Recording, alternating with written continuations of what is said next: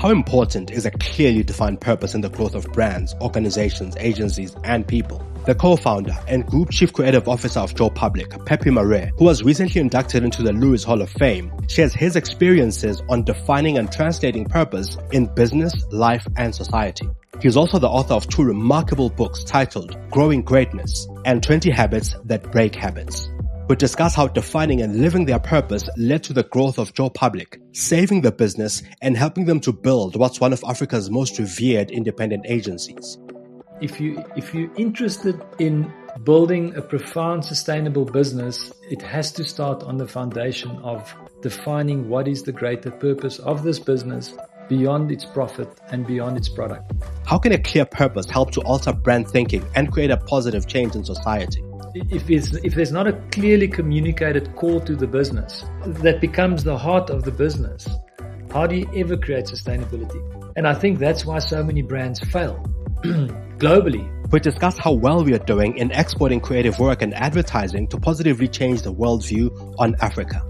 So my intervention that happened at the low point of my life, where I discovered this insight of purpose for my personal life, I implemented it very rigorously as a strategy for my life, and I saw a significant change within 2 years, like significant.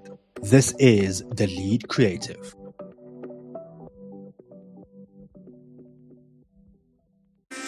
Welcome to the Lead Creative Podcast, where we talk to creative industry leaders, influencers, and brands. We discuss the strategies that influence brand thinking and shape industries. Thought leaders and heads of agencies let us in on some of their thinking and insights. I'm your host, Mongezi Mtati. Enjoy the show, and please share and subscribe. Pepe, thank you so much for making the time to chat with us. I've been looking forward to this for quite a while. How are you doing? I'm good, Mongezi. Thank you. How are you doing, by the way? I should be reciprocal. No, I'm doing well. I'm doing well. Thank you. Yeah, I'm doing good. And before we start, congratulations on being inducted into the Lewis Hall of Fame. That's a major, major milestone. And I saw that, a lot of media came up as a result of that. How have things been for you since that milestone? Yeah, I suppose it's not something I've always aspired from day one of even in my career pre our company. I wanted to be the best for whatever reasons. There's some unconscious reasons for that. I always strive to be the best I can be, albeit the reasons weren't always good, if I think back now. So I was honored, but I was very conscious also that it feels that I'm halfway through my career. I would always have thought a Hall of Fame is what you get just before you finally finish your career. But I was very honored, and I was also very aware that it was an achievement by my own efforts, but also by the grace of the efforts of a massive amount of people around me. That's not an award that comes. I don't think it's like being a runner and winning an Olympic gold, where you can go, okay, that's probably the runner and a coach and a few people along the way. This is an award. It's almost a privilege because it comes through the efforts of so many people. But yeah, I still remain. It was good for my ego, the bit of ego I still got. Absolutely. I think you're only just getting started. I think it's one of those things that acknowledges the work that you've done, and of course everything else that the industry believes you still will contribute. In your book, Growing Greatness, you talk about how imaginative you were as a kid. There's a part where you describe how you describe your dad as this 007 Bond character, and with all these cool gadgets. So was there a time in your life when you realized that some things drew you to the creative industry, or did you always know that you'd end up here? Not at all. Not at all. That little bit of imagining my father as a hero was almost my way of dealing with the fact that he was not. Like as men, we love our mothers, but we need role models. And when your father figure is such a by perception and in reality, such a terrible role model. It was almost my way of creating the hero that he wasn't. And it got me into some trouble because I fabricated such incredible stories about him being a spy, which I sold onto my friends as absolute truth, which actually made me a liar. And you could say, well, that's perfect for going into advertising. The lies that we sell consumers, some people may believe, which is also not true, not always true. But at that stage, not at all. That was just a young kid dealing with his role model, not quite being what I would have loved my dad to be, and then pretending that he was something he wasn't. I had no ambition. I mean, even my artistic flair, I only discovered post going to the National Defence Force. So I was not aware that I had this innate creative talent. I had music in me for sure. I played piano as a young kid, which I stopped as well because my friends teased me because piano was seen to be for girls, the things kids do to each other, all of us. So my ambition was to become a civil engineer. So that was my big play. And the only reason I wanted to become a civil engineer is because I wanted to make money. I just wanted to make money. And I saw a friend of mine's dad was rich, and he was an engineer. And I put two and two together and said, "Well, I want to be rich. I want to be an engineer." And I see that in township schools, which I work with today. Parents want their children to become doctors, lawyers, engineers, and the drive for that is we're striving to make money. And in the end, I don't know if that's the right approach. Absolutely. When I met you for the first time in 2010 through someone in your team, you were at the time, and you still are to a point, working through Rock for AIDS, one school at a time, and I think you were preparing to climb Kilimanjaro, where the proceeds would then go to one school at a time. And I found that to be something, at least for me in 2010 at the time, even now, to be something that takes creativity and uses the creative industry for good to change society for the better.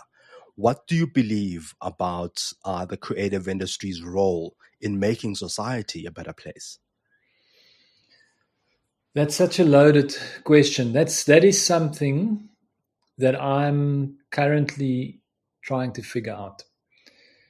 Because the industry at a global level do a lot of projects that at perception, like at face value, looks like the industry is doing good. And I'll have to make an assumption around it. I would assume maybe 5 in 100 of those campaigns really do good, like make a real impact. And potentially 95 out of 100 are created just to create fame for the agencies. And we've done that ourselves. We've created work for non-profit organizations that's outstanding, but that doesn't have the media spend or the communication, because the real spend in communication is the media. So it's a small scale piece that doesn't have the reach to make a difference to the brand that you're trying to serve. And in essence, you end up actually serving your own creative profile as an agency more than the non-profit. So that's something we've done ourselves, and something that doesn't sit comfortable with me. And it is something that I would say exists within our industry at a global level. What we are driving more and more to, if I take one school at a time, we hardly do anything that wins awards. We actively work with 2 township schools, and we actively work towards making those environments better for the people. Now and again, we'll do a creative project around it, that at times have had massive results. I mean, we did a piece of work called Project English. When I showed that at a board meeting to a funder, they gave us 600,000 Rand. It was emotionally so impactful. So that piece of work got the right response. piece of creativity that did end up winning a lot of awards, but I used it as a tool emotionally to unlock capital to run our endeavor. What I'm actively now pursuing is to really more and more, wherever there's an opportunity, use creativity to make things better. Whether that's to create just a more lighter, just to make people laugh sometimes in this world we live in is a good thing. So there's a journey. I think this journey of growth is never ending. I might do something yesterday one way and today wake up with a new consciousness and change my view. So right now, there was a time when I played the game myself, where I did pieces of work for non-profit in order to win awards, and it left me feeling empty. But then at the same time, we created Brothers for Life, one of the most significant campaigns in terms of dealing with HIV/AIDS and the behavior of men over the age of 30. That was a significant campaign where we use creativity for good.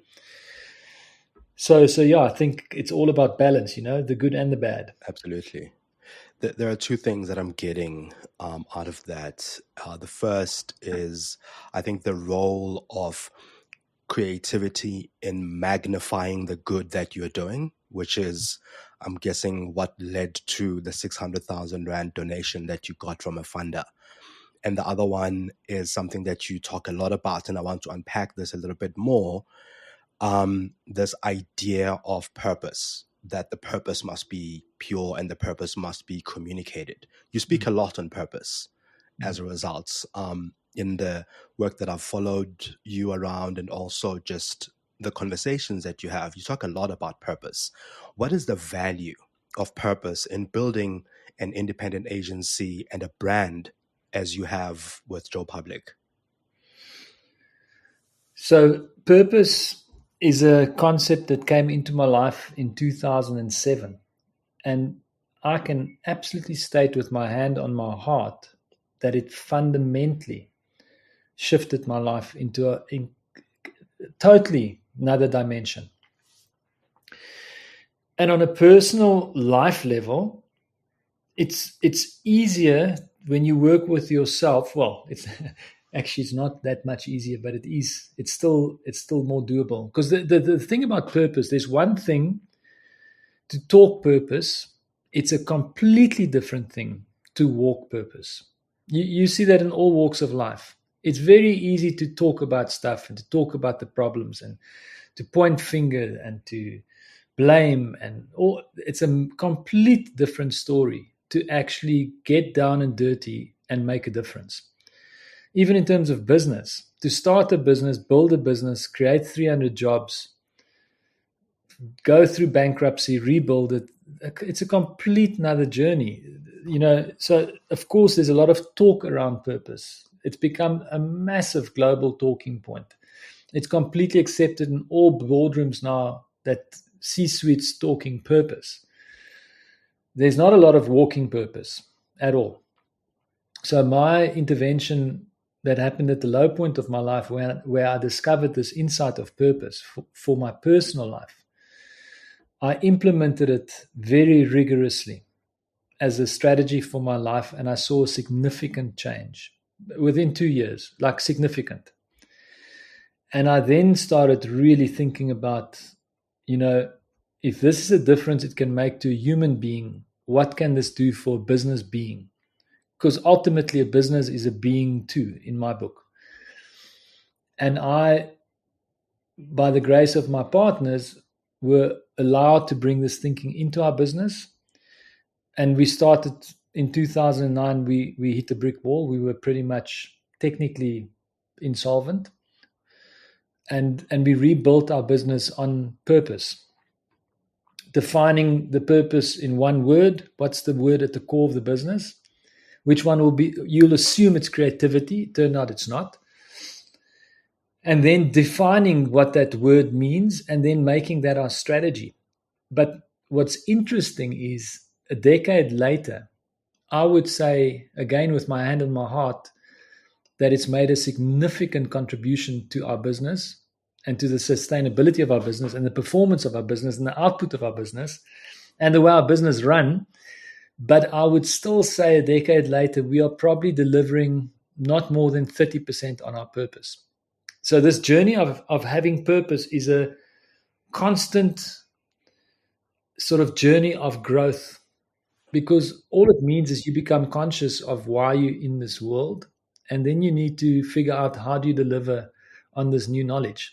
And that delivery is extremely tough. And as you grow as an organization, as a person, you become less hands-on in the business, as well as in this, this centeredness around purpose.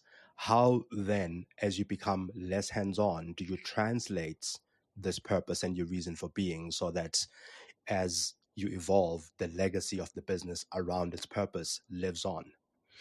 Well, this is actually this, I think, is the biggest benefit of purpose is sustainability. Because, and specifically, if I start as a founder of a business, and let's say if I'm blessed, I'll stay with this business potentially another 15, 20 years. But when you build a business to live beyond 100 years, you can't build it in the absence of purpose. Because what spirit do you leave behind when you leave yourself? If there's not a clearly communicated core to the business, that becomes the heart of the business, how do you ever create sustainability? And I think that's why so many brands fail globally. Jim Collins did that study, Good to Great book, and he did a significant amount of companies he looked at. He found 11 of them to be the greats back in those days, 2 decades ago. I don't think any of them exist, but none of them are top businesses anymore. If I look at the United States, I think the average lifespan of business 50 years ago was something like 60 years on average. It's dropped down to 16 to 18 years is the average lifespan of a business. So something is significantly wrong with our approach to business, because the normal approach to business, especially when businesses are corporatized, it becomes about the bottom line. It becomes about revenue, market share, growth, financial growth, numbers, which is nothing to do with the soul of business. And hence that businesses aren't sustainable. So for me, if you're interested in building a profound sustainable business, it has to start on the foundation of defining what is the greater purpose of this business beyond its profit and beyond its product. And I think that's what this is what we're busy designing and building into the core of our business. How do brands integrate it effectively into their messaging, this concept and idea of purpose? There are some brands that when you look at have a clearly, or at least you get a clearly defined purpose in them when you look at them and how they feel. And these are, commonly cited brands like Nike and Apple and all the rest of it. I would say probably in the South African, in the South Africa, it would be Nando's, whom, of course, at least live up to it. So how do brands communicate it effectively beyond beyond just talking about it, beyond being, as you've just mentioned now, with nonprofits just doing it to save face and to spend budget and communicate a purpose that isn't real for them? How do they communicate it and integrate it into their lifespan or into their day to day? It's like anything. Change doesn't happen overnight. There is definitely a shift. People want to be more purposeful, but they don't understand purpose. It's not clear. And what I'm finding is, if you bring purpose into a big organization, but in your personal life, you're not really purpose-driven, and you don't completely have clarity on what it really means, I think you're going to struggle to implement it, whether that's within your business or through your marketing campaigns. So if I look at the globe, so you mentioned Nike. I mean, Steve Jobs was very clear. It's quite interesting. His personal mission statement, which could be related to purpose. You know, this idea of making a dent in the universe, this idea of creating a tool that can advance humanity. That's massive. You know, it was very much in service of something much bigger than money. And he created one of the most wealthiest companies in the world. Whether he left enough depth and enough clarity around what is the true purpose of Apple is going to be questionable, because there's a lot of talk around Apple and the way they're behaving and all the little extra gadgets that cost consumers money. You know, bar the fact that Tim Cook is not very good at wagging a Formula One flag, but Tim Cook's done a great job. I'm not here to. I mean, I look at that level of person, and he worked for Steve. But I don't, and who am I to point finger at that magnificent business of whom I'm actually a fan of the brand? But I would say that for me, it's very difficult to entrench purpose in a business if the leadership is not conscious of their own personal purpose, or what does this concept of purpose mean? So I think it's going to be many, many years of grappling and figuring out what does purpose mean? How do you behave? Can it really become a business, like a business imperative and a business strategy? I mean, there's so much proof that it benefits business, but there's not a lot of business that truly live their purposes. So I think it's very difficult to advertise purpose if you don't live purpose. Absolutely. In your view, how well are we doing in exporting our creative thinking, or at least our approach to creative as a country and as a continent to the rest of the world? In advertising? Let's start with advertising. I mean, I've seen in some instances, I think we are. In fashion, we are. There are some brands that are representing us well, but also you see a lot of work across a lot of spaces within advertising, within creativity, that could either be inspiring or change the worldview on Africa as a continent and what we're able to do. Are we moving the needle where that's concerned? If I wouldn't. If I just go completely on my instinct and sort of my sense and experience, if I look at platforms that used to exist pre-COVID, like the Design Indaba, and you go to the Design Indaba in Cape Town, which was renowned as one of the best design shows on the planet, and you then go and engage, they used to have an exhibition of local designers. I mean, you just see the caliber of design in this country. It's insane. And hence you get international people coming to this country and going, this is one of the gems of the world. Whether we've done enough with that is a different sort of question to look at. But definitely we have got, and you said in fashion, we definitely got the standouts that are making impact globally on a small scale. But the talent is here. The talent is in South Africa. The talent is in Africa. If I speak to advertising, the talent is absolutely here. You know, one of the global leaders of advertising, David Droga, came to the Design Indaba a few years ago, and he reported back. He was already part of Accenture, and he reported back to Accenture and said, "We got to get into Africa. We got to get into South Africa. It's the most creative country I've ever been to in my life." That's coming one of the world's creative leaders. So it's here, but whether we are capitalizing on it and using it to the level that we should be using it, and actually respecting it and revering it to the level that we should, does not exist. It's like hardly, you can just go, if I speak to advertising, I can safely say that 99% of all the creative communication out there does not add value to the media space that it occupies at all. And that, to me, I'm sometimes dumbfounded that that's not a much bigger talking point, because 80% of our clients' money goes into media spend. Only 20% goes to the agency's fees and the production.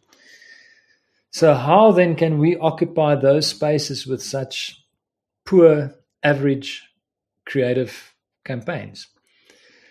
And I think that's something that we need to start taking a lot more seriously. We do as an agency.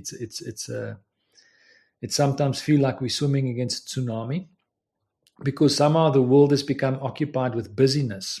So we'd rather keep ourselves busy with lots of small things, things that live for 22 seconds that most consumers don't even see. And we put process behind that to create these little things that no one sees. And then we pat ourselves on the backs and we say, we're so busy, but we're busy with nothing. We're making no significant difference. And if we can actually realize the impact we can make if we do less better, I mean, that's Apple's strategy. You make one phone per year, or you create one magnificent product. So instead of doing 100 different things per year, why don't you do 10 and do those 10 times more impactful, because you're working with the same amount of time and energy. So 100 things are going to take you the same time. If you do 10 things, you can put all that time and do each thing 10 times better. It's almost like the educational system. Do less subjects better. Create more confidence in people, self-confidence. So we're obsessed with busyness, and it's something we really need to start become conscious of. If you're enjoying The Lead Creative, please share this episode with your network and hit follow or subscribe. Enjoy the show. In times when there were global players coming into the continent, coming into South Africa, acquiring agencies everywhere you looked, Joe Public remained fiercely independent. I could say that. You stood out from all the other agencies that got acquired at the time. What is it about growing African brands or about growing a fiercely independent brand that resonates with you? If I look back, we launched in 1998, and we had this incredibly creative concept called takeaway advertising. So at Joe Public, advertising for the man and woman on the street. That's why it was called Joe Public. We wanted to make work for the man and woman on the street. Probably back then we weren't as conscious. We would probably have just said for the man on the street, but clearly it was intended for the man and woman on the street. And then we were approached by international holding company, and we sold in 2001. So we weren't always independent, but we sold because we loved this concept so much, and they proposed to us that they want to take this concept global. So for me, the thinking was, wow, if we could take a South African brand, a South African idea of takeaway advertising all over the world, how amazing. That never happened because we soon realized they were just buying our bottom line and they sold it on. So we belonged to an international holding company for 8 years of my 24 years journey with Joe Public. So almost a third of the time, we belong to an international organization. And that's where I personally gained the insight that once you are owned by an international company, instead of your client being your most important person, second to your people, our people first, but our client second. Without them, we don't have a business. So pre being bought by an international group, the client was the boss. The client was the person you keep happy. Like in a restaurant, your customer, that's your obsession. Once you're owned by a holding company, your holding company becomes your obsession because they want the returns, and your focus becomes money and not the excellence of your product that you give the service to your client. And I think that's created this shift in our country and the shift away from doing great work, although I see average work all over the world. So it might be like a global pandemic that might have a more severe impact than COVID because its mediocrity it's rife. And I saw that shift. So hence, when we bought ourselves back in 2009, we shifted the focus back to the value we offer our customers, our clients. And we realized the more value we create for our clients, the better work should mostly result in better sales. There's no way that average work can outpunch great work. Great strategically led creative solutions for brands has to logically and also factually, it's measured and it's proven. It outpunches average. And we just started focusing on giving our clients that. And the byproduct of that then becomes money. You start tasting more success because you're offering value. And I can apply that to so many different walks of life. I mean, you give more value. Even if you're a person working for another person, you give more value. In time, you're going to earn more because you're giving more value. But often people want to earn more for giving less. You mentioned that this happened around 2009, and earlier on you mentioned that 2009 was also around the time when you were doubling down quite a lot on purpose. Are these?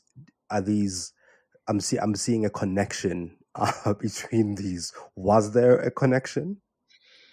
Yeah, there's definitely a connection. And I'm so aware nowadays, life is very special. We just don't see it. We only see the bad. We don't see the magic in the bad. We only see we don't see the good in the bad. Bad always inspires good. It's natural. A felt fire inspires growth. You can look at anything in life. In the moment, you don't see it, but you look back at it, you realize a lot of significant things. Like, for instance, I fired a person for racism because I come from a racist background, and I worked very hard to undo that conditioning for many years. And I became intolerant of that kind of behavior. So I fired someone, and that person went and worked for our biggest client, and then 3 months later fired us. So we lost half our business overnight. In the moment, I actually spoke to someone last night about it. Retrenched 40 people. Worst day of my life. Of mine, my business partner at that stage. Mine, Gareth's lives. That must have been the worst day of our life. That was the moment when we realized by devalue, the business was then devalued for the first time we could afford to buy it back. So the worst thing inspired the opportunity to buy the business back. That is how life works. So yes, there's a connection, but it happened more naturally than almost a premeditated connection. Looking back, there's a connection. There was a connection between seeing, well, firstly, the purpose of the business is to grow our people, to grow our clients, and to grow our country. To be the fertile soil that serves the growth of our people, our clients, and our country. Then how we grow our people is through the greatness of our product. So the creative delivery and the output, the product of the business is actually the how. It's not the why. It's not why we exist. It is how we deliver why we exist. And it's how we grow our people. It's how we grow our clients. It's how we contribute to our taxes and jobs creation in this country and to one school at a time in the townships. It's how we generate the capital that we use to add value to society. And of course, also to thrive as founders of the business.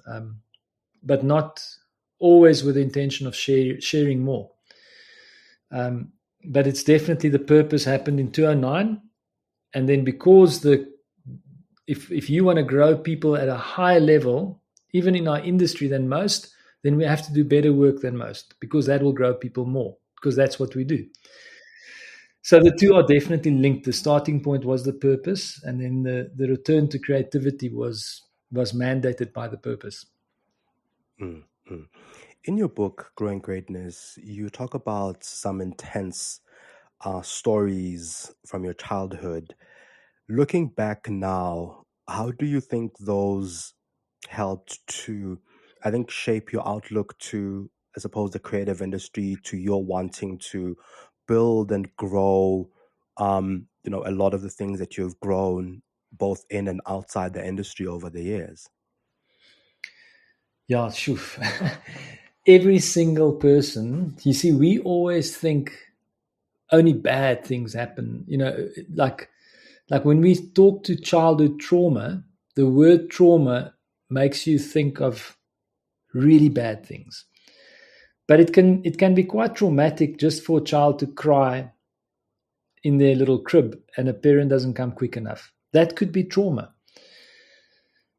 So there's all these different levels of trauma that happens with all of us between the ages of 0 and 6, 7 years.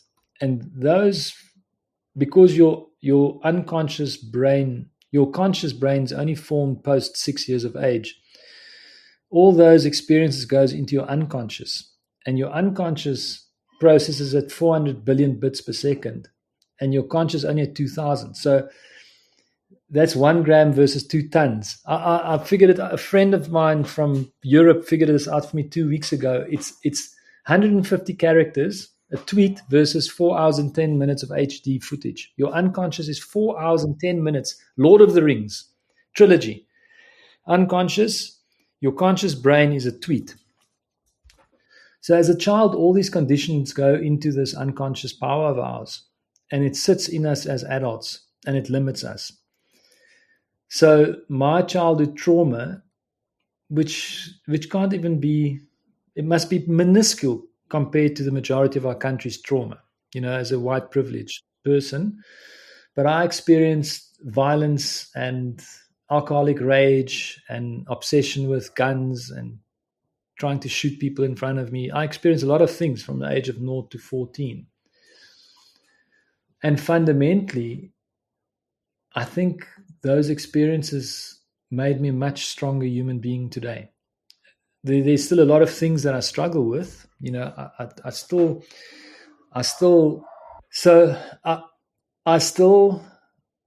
can be very hard and ruthless and almost hurt people through my behavior because I'm conditioned with such a thick skin. I can manage very confrontational debates, and I can manage aggression and anger very well because as a child I endured so much of it. So aspects of it still plays out in my life, not to the best that I can be, but I'm conscious of it, and that gives me something to work on. But in general, all those things actually have played out as a positive in my life. I'm more respectful of women because of it. I've become an entrepreneur because of it. Like, it's given me resilience. It's driven me to achieve a lot more because I wanted to prove so much more. Because that role model that ended up pretty much dying of alcohol abuse, and seeing that, and he was immensely talented, and seeing that talent wasted away, wanted me to prove that I won't be the same, which is also not always healthy. It gave me such an immense drive to succeed, but it also got me to the point of discovering my purpose and then going, okay, hang on now. I can't do this on my own, just through my own sort of drive and fear of not wanting to be like my father. That got me to a certain level in life. But when I started opening my mind to greater potential and greater service of more, I realized, I put that almost behind me. There's some aspects of it still remnants, and that it excites me. It's not that I'm hard on myself. It gives me room for growth. It's such a beautiful thing for me to become conscious of how much more we can be. So I make mistakes every single day of my life. I'm so far from perfect, but I'm not hard on myself. I'm gentle with myself, and I'm conscious of how much more we all can be as people. If you're enjoying The Lead Creative, please share this episode with your network and hit follow or subscribe. Enjoy the show. That's great. I think that gives me an even better understanding of the book itself, because that description, I think this idea that it's not just the good things that happen to you, it's both the good and the bad that refine you, that help you to become great, that help to grow that greatness, that of course the the book is titled around. Yeah. Besides that, what is another or just the one takeaway that you want people to get from Growing Greatness? Yeah. I've spent now since 2008. I've spent a lot of time in Diepsloot and Soweto. And I'm always so clear of my privilege. I'm not blind to that, but I'm also conscious that I had a very, very interesting upbringing. I've got a very interesting back story and a back context. And my intention of my first book, I wrote that book for Black South Africans coming from poor backgrounds. That was my purest intention, because I wanted to show people, because I wanted to show people, without taking away from what's been wrong in this country, I wanted to show people that those things that we almost judge as shortcomings, they give us incredible depth. I'm not making it good. I even sometimes, when I just think about it, these are things I think about. I don't even know if it's sometimes appropriate what I say, and I try and be not to let everything just come out of my mouth that comes to mind. But if I look at John Smith as a Springbok captain, and I look at Siya Kolisi as a Springbok captain, both got to the top. But the one starting point was here, and the other one starting point was down on the ground. So the level of growth that Siya Kolisi must have gone through to become the leader that he's become must position him to such a level of depth. Actually puts him in an advantage. His disadvantage actually puts him in an advantage. And I'm not making light of disadvantage either. I'm just relating it to my experience, where I started from relatively nothing and used those insights to my benefit rather than using them as a crutch. So I really believe each of us have got incredible potential, irrespective of where we're born. And if we can just see that, I think we can turn our country into something really special.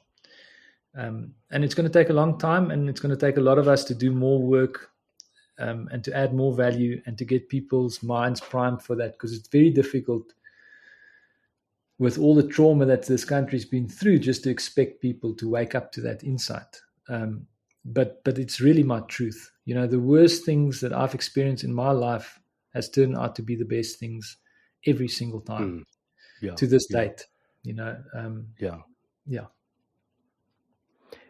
And then you then went and I think in 2020 then released 20 Habits That Break Habits, and I feel like this is actually a great sequel to Growing Greatness, because you understood where you were, and you understood that there were habits that you needed to break or form new habits.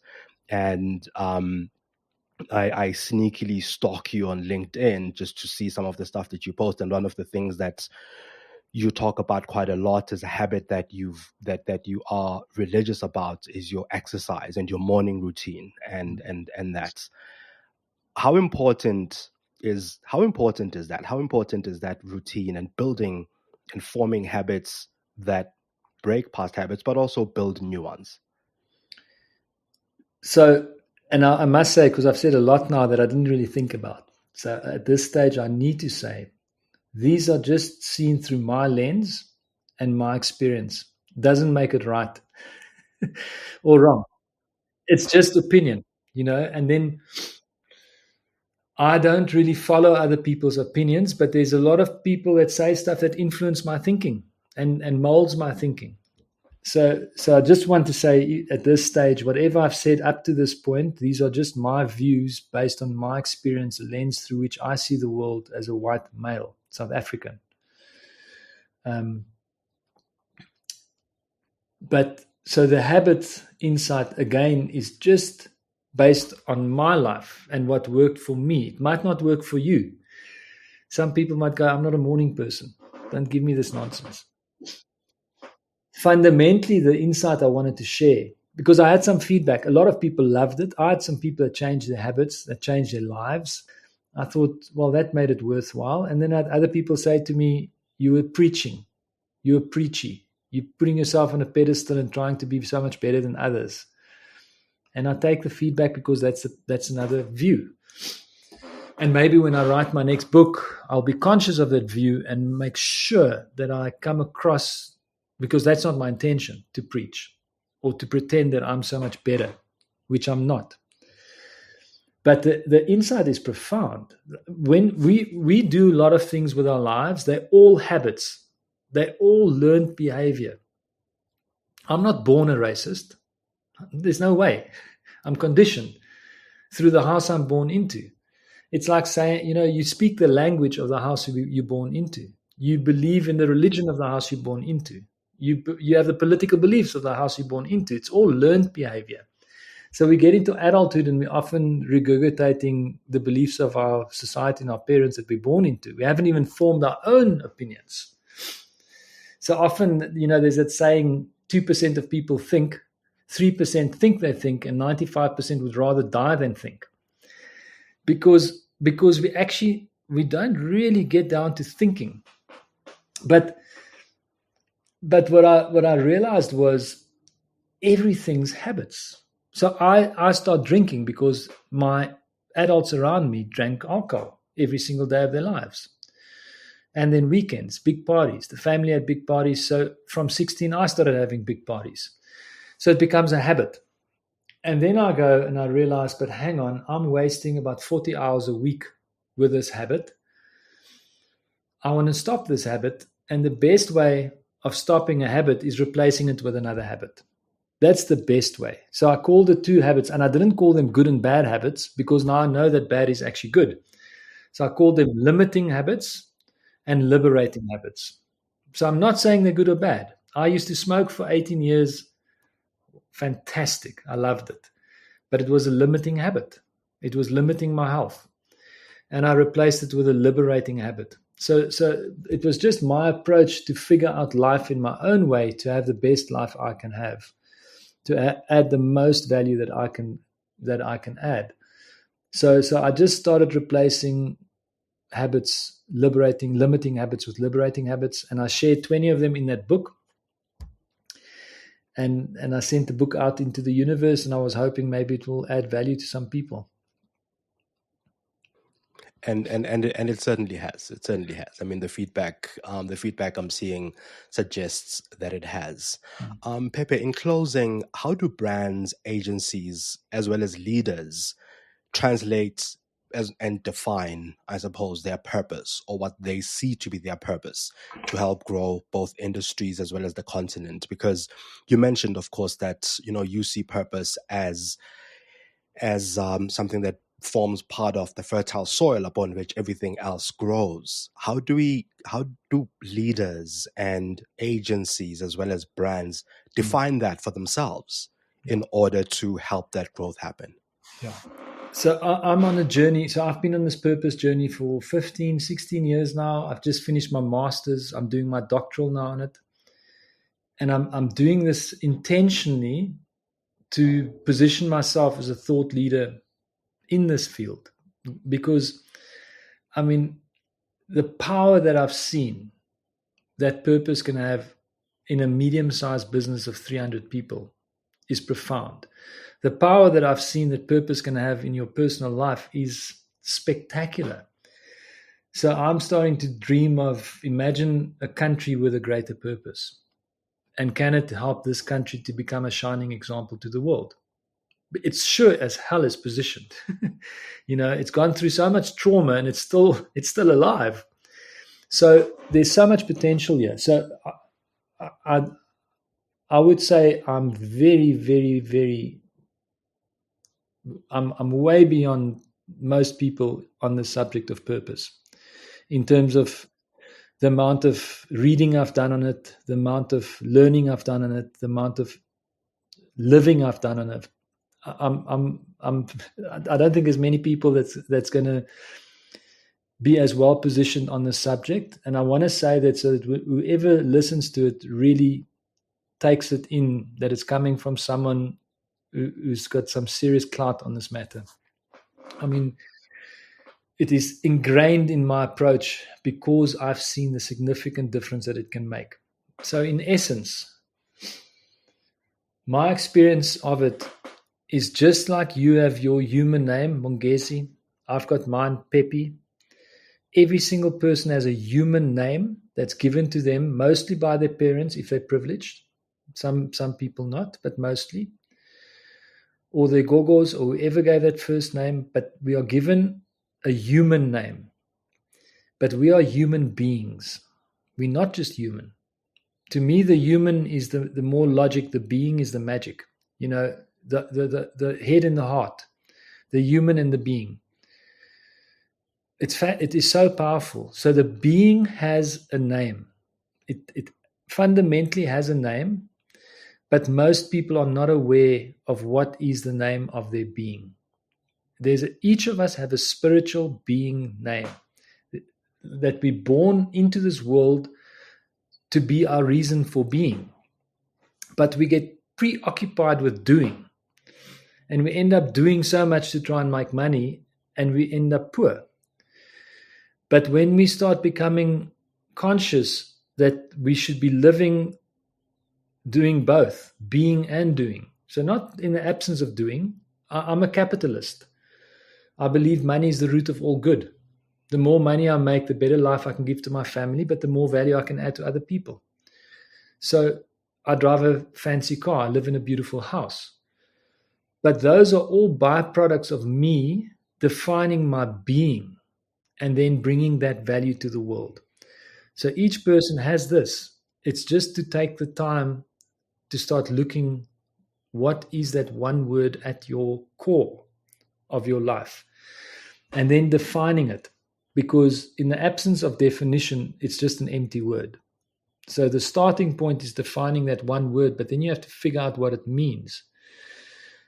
And then through my experience, I realized that exactly the same methodology applies to business. Businesses are given human names. Netbank, Chicken Licken, human name. Joe Public, human name. South African breweries, human name. But what is the being name of that business? What is its greater reason for being? And if you can define it through one word and then define that word and make that the strategy of the business, then I believe the business would add exponential value to its stakeholders, not just its shareholders, to all of its stakeholders. And because of that value, that exponential value, it will see an exponential expansion on the bottom line. It's all about the more you give, the more you get. As long as you don't give to get. But the world is obsessed with getting. Everyone is just in this world to see, what can I get out of this relationship? What can I get? It's so self-serving. And it's making that step into the abyss of, what can I give without getting anything back? And then see what happens. Yeah, yes. That's a great point to close on. I think, what I'm getting out of that, that purpose thing is that firstly, it's a journey, and a journey of finding and defining your essence, if anything, and living up to that essence. And Pepe, thank you very much. This was an insightful conversation. And I'm sure that, whoever listens to this will definitely find ways around defining their own purpose, around finding it, and around adding value to society as a result. It was an absolute privilege and an honor to talk to you.